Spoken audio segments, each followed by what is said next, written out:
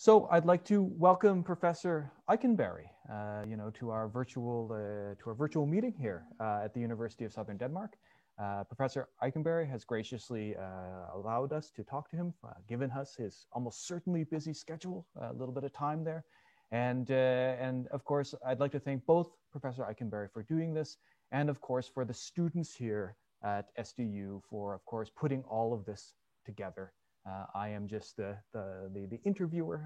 I wish I could claim I had more to do about this, but it's the students who really managed to pull this together. So the American election is coming up. It's very, very soon. And I guess what I want to start with asking you is, from the perspective of both domestic and international politics, what do you believe is at stake in this election? Thank you, Vincent, and greetings to your students, and thank you for this opportunity to talk about the election and talk about the future of world politics.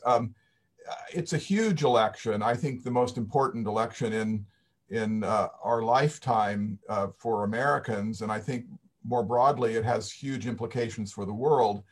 It's going to be a close election, I think. I'm hoping that Biden wins, but what's on the ballot is not just two candidates with slightly different views. It's really very different views and agendas and political movements behind them for how we think about politics, economics, and world affairs. The U.S. has not lived through a kind of disruptive president like Trump. And so it's been an extraordinary 4 years. And were he to be reelected, it would be an even more profound kind of earth-shaking event for the United States and for the world. Just to say a few words about the foreign policy divergence. Trump has been truly a revisionist leader in the sense that no other political leader, president since the 1930s really has been as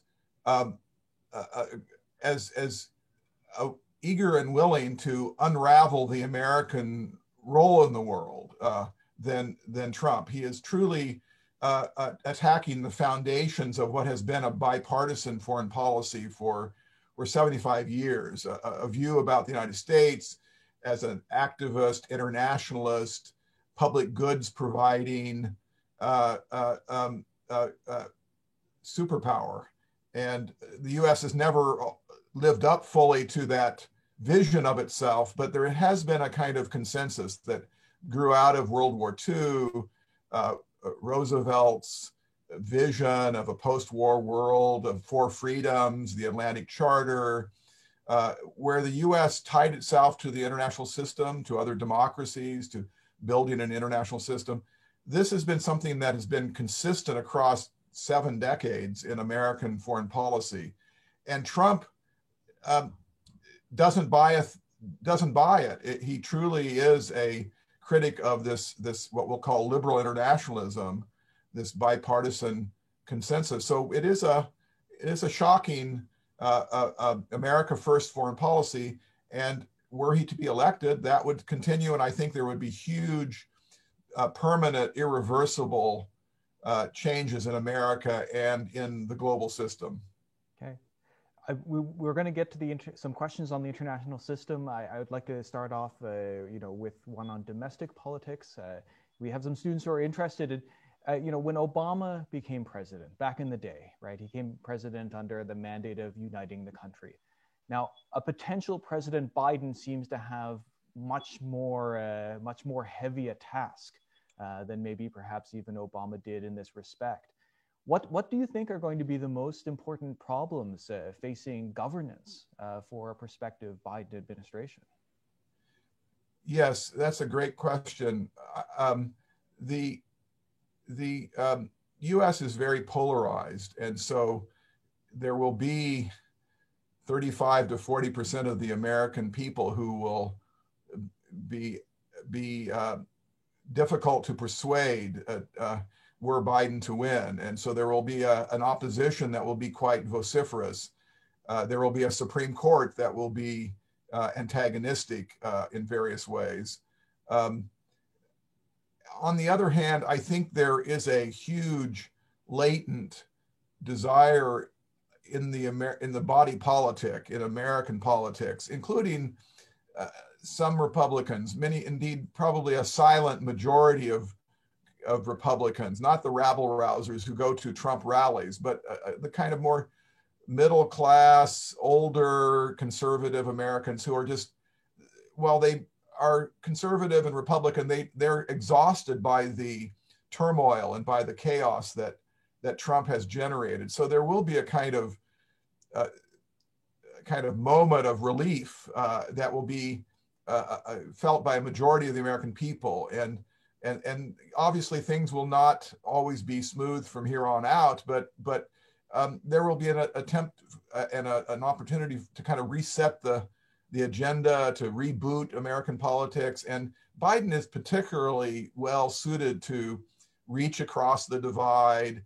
He's not an extremist. He's not a polarizer. So there's going to be an opportunity to see whether a few Republican senators and leaders want to work together on some basic issues of reform.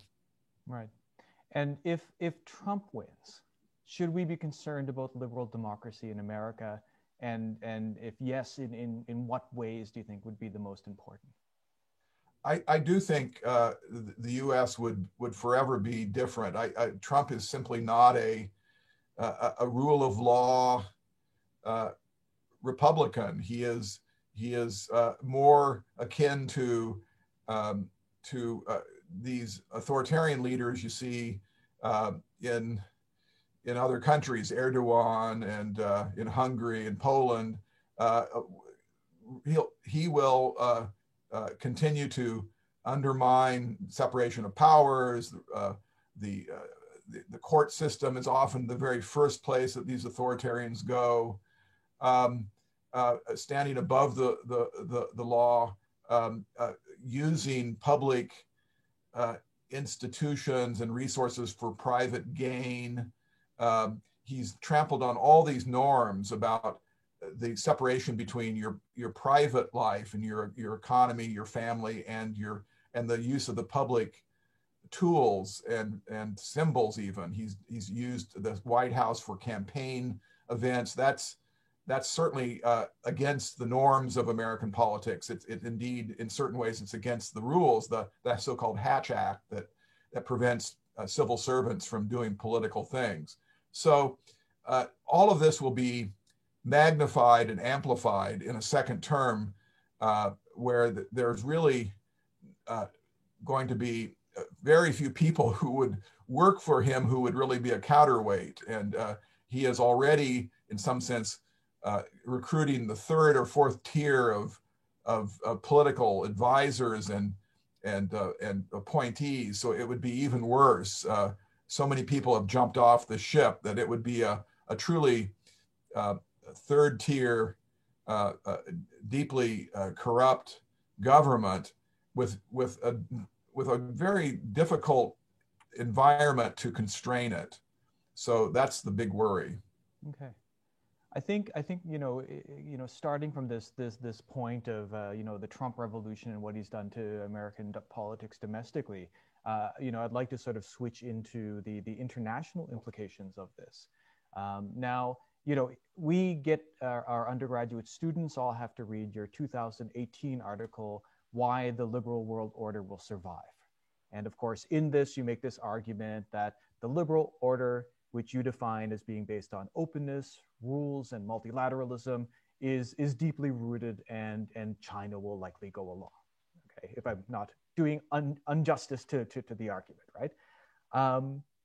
I guess the question is that there's perhaps another side of the liberal world order that people talk about, which of course is this idea of a community of democratic states that agree on some sort of rights-based system or some type of progressive orientation.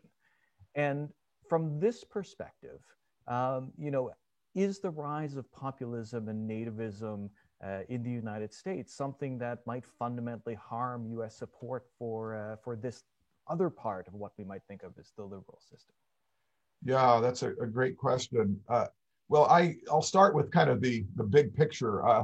You know, if Biden wins and if there is a kind of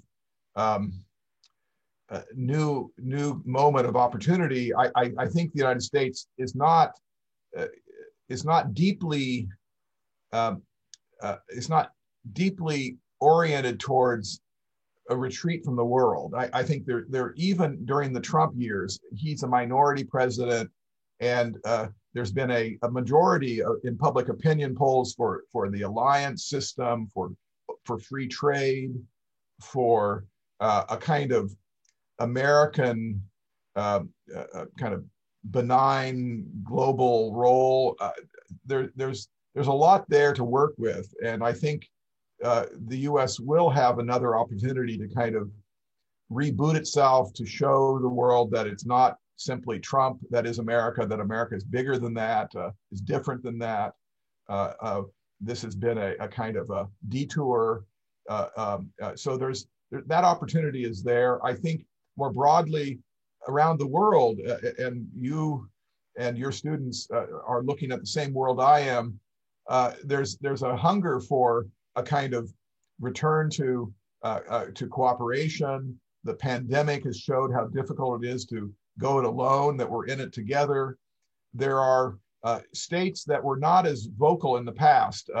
We'll call them middle powers, Canada, Australia, South Korea, various European countries, including your own, who are very much interested in preserving a kind of rule of law, multilateral system for economics, for politics, for public health, for environment.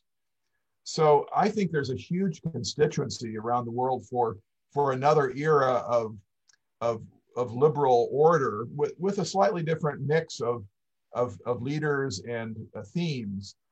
But it seems to me that the COVID pandemic has obviously undercut that world to some extent. It's made countries more nationalistic, more inward looking, more skeptical of globalization, of interdependence.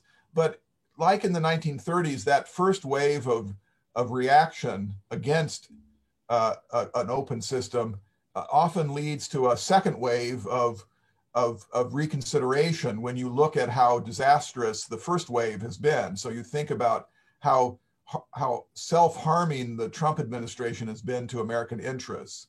You think about how the failure to be inside of the WTO.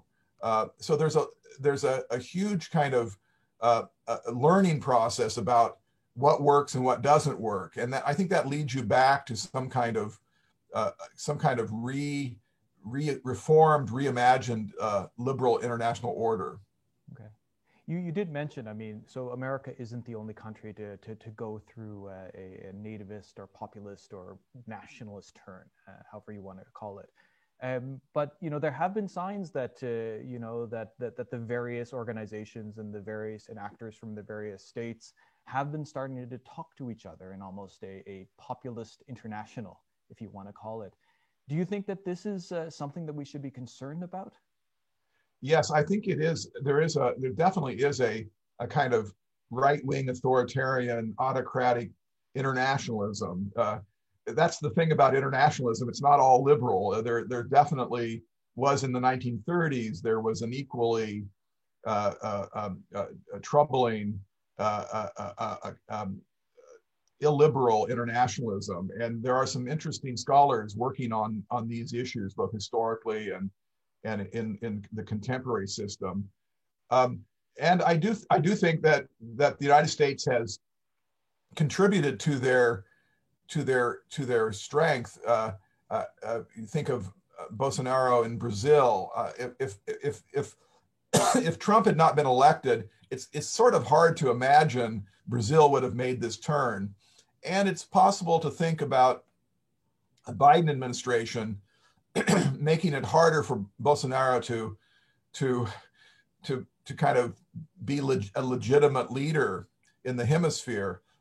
So I do think that there are kind of waves that happen, and there is a kind of ongoing illiberal autocratic wave, but I don't think it is all powerful, and I think there is a kind of a gathering counter movement that that inevitably will come. I do think it would help if the United States were more configured to put its fist in the air and say we believe in these basic features of liberal democracy, and we're going to support our friends who also believe have those basic values and commitments. And I think that's when that comes, I think the tide will turn.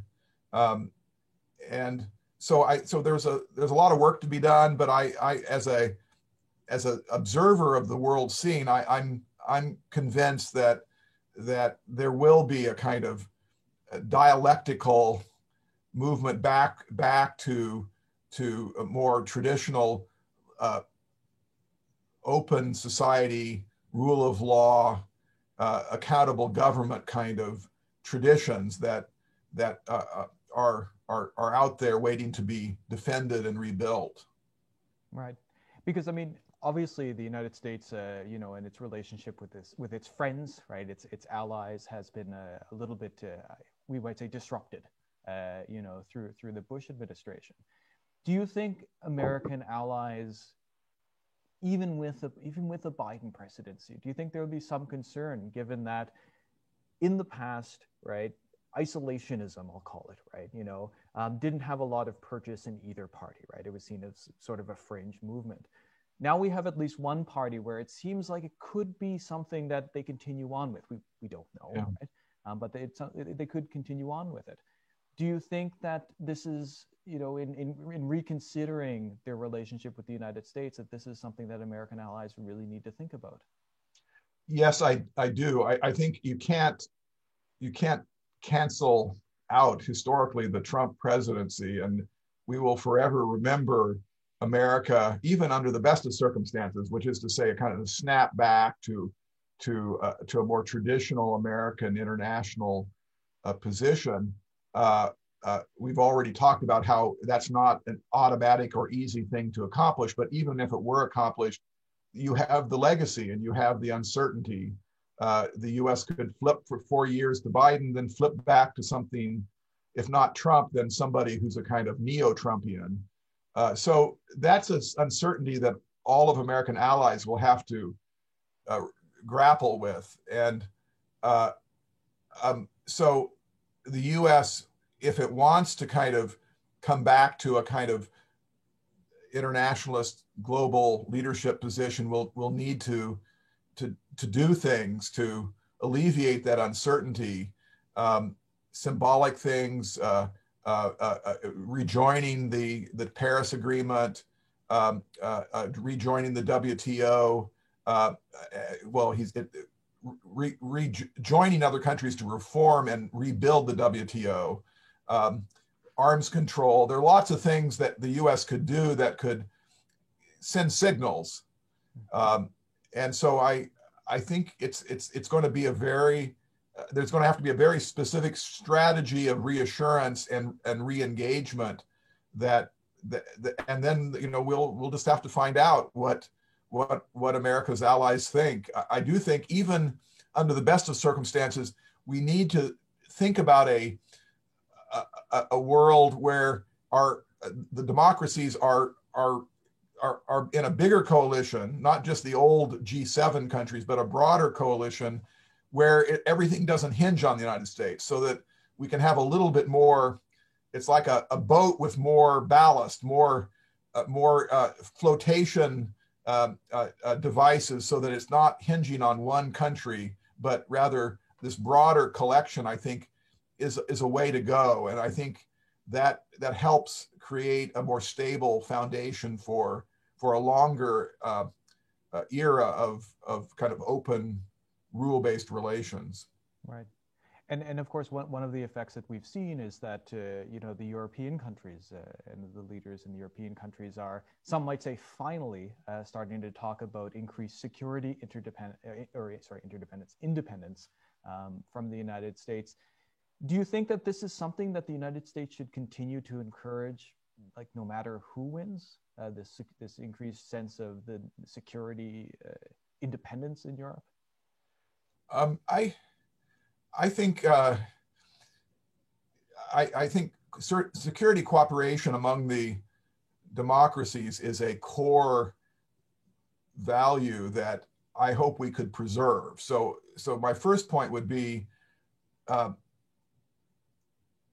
truly kind of fragmented world where everybody does his or her own security is not the world I would advocate, but more burden sharing and a division of labor. I don't think an independent European security presence where NATO is ended and the US has its security and Europe has its security. I don't think that's something we want.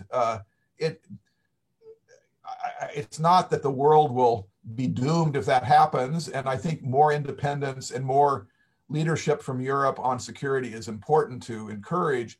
But I think one of the things that I've really argued across several decades of my own work is that the modern order, we'll call it the post World War II order, the 75 years of order that we've lived through, which has these various features, liberal, multilateral, has a Western dominance in many ways, has been tied to the kind of revolution in relations among the advanced industrial countries after World War II to bind themselves together. Germany and France, Europe as a whole, the Atlantic countries, Japan and the United States. This, what I've called, along with my co-author Dan Dewdney, security co-binding, that this kind of binding logic has been a boon to stable relations among powerful industrial countries.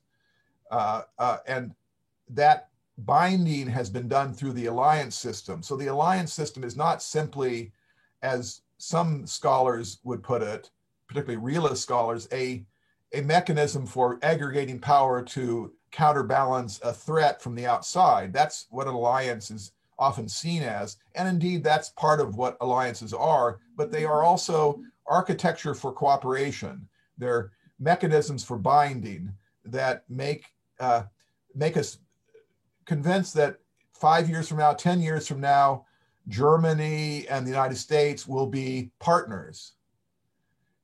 We will be, our fates are tied together, our security and our political fates. That Western Europe and the United States are in 20 years from now, our grandchildren will be living in a geopolitical space where we are in it together. We are kind of a community of countries. That's something we don't want to lose. And if we are kind of all pursuing our independent security, we do diminish or erode that sense of security cooperation that for me is kind of a externality of the alliance system that is often not appreciated. Right. So do you think, again, you know, in terms of the confidence in American leadership, right? I mean, you spoke about going to perhaps a little bit more of a multilateral governance system with many other liberal states, let's say. Do you think that there's something lost here in in the loss of clear American leadership, like back in the old days?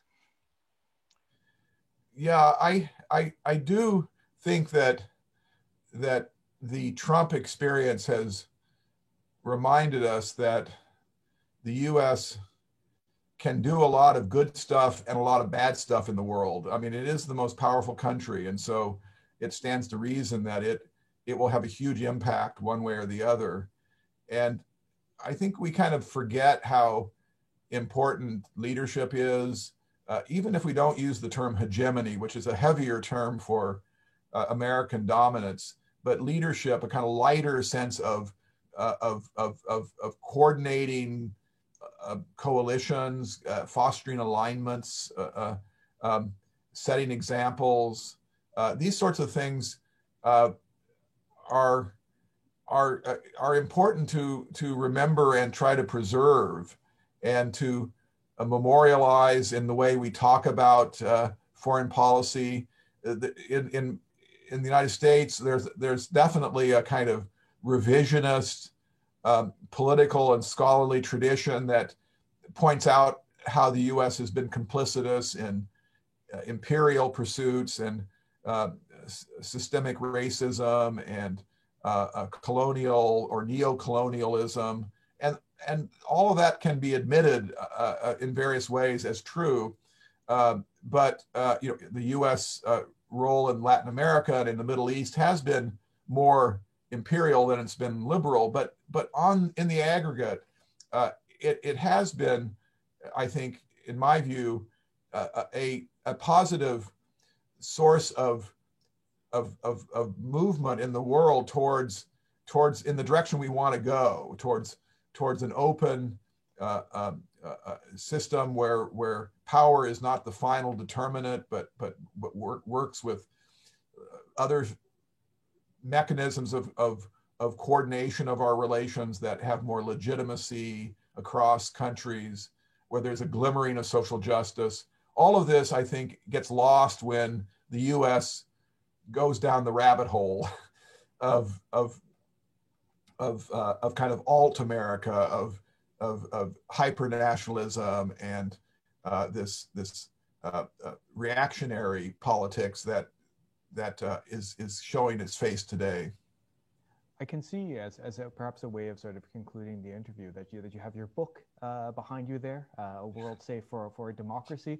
I wonder sort of, in writing this book, how has the experience of the Trump administration influenced your thinking when it comes to how the U.S. place in the world, how multilateralism might work, and some of the problems that perhaps all of us had been previously ignoring prior to Trump?